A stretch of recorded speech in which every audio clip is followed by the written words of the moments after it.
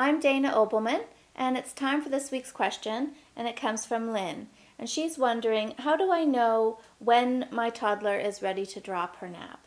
And that's a great question. And I really find that it tends to be fairly parent dependent.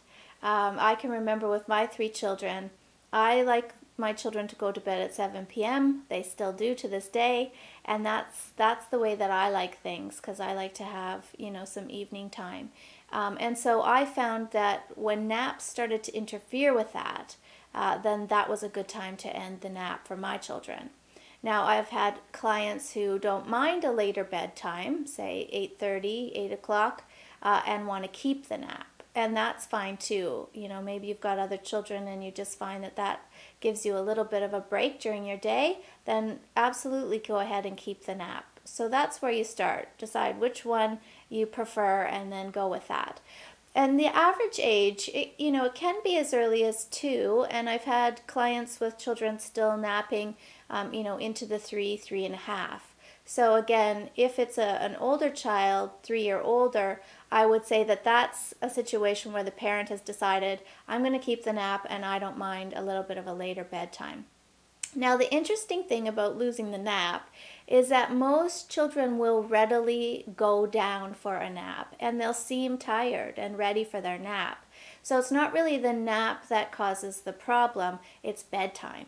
So if your child had a nap and now you're getting her ready for bed at 7 and she ends up being in her crib or her bed for an hour or more, singing, talking to herself, playing games with you, coming out of her room, then it's time to have a look at whether or not the nap is affecting bedtime. And a lot of people think that the first signs are that the child won't take a nap or doesn't seem tired. They'll still seem tired. When you're making a significant change to your child's sleep habits, it takes a good 4 to 6 weeks for the body to adjust to that. So even if you do decide to pull the nap, don't be surprised if your toddler seems ready and tired and maybe a bit grumpy throughout the day. And that's why I suggest that you start implementing what I call quiet time. And that would be when nap usually occurred.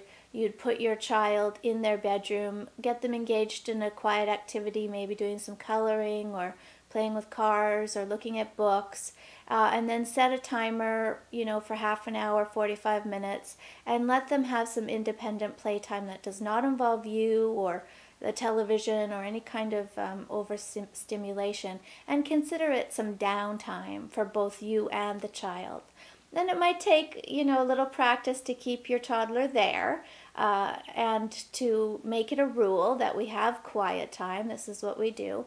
But a lot of children, once they know that there's no way around it, tend to enjoy it. It's a little bit of independence and learning how to entertain yourself, which is very important. And you get yourself, a little bit of a break as well. And then you might still find that there's a bit of a meltdown around the dinner hour for the first couple of weeks, but that's okay. Just remind yourself it's just your child's body adjusting to the changes, and know that in about a month's time you'll feel more confident that your child has adjusted well. Okay, so I hope that helps, and sleep well.